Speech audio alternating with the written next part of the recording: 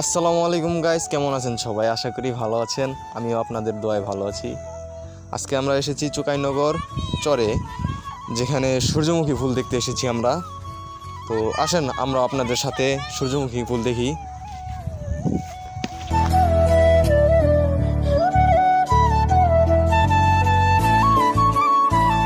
Guys, আমরা চলে এসেছি সূর্যমুখী বাগানে। তো আমাদের সাথেই থাকেন আর ভিডিওটা এনজয় করেন।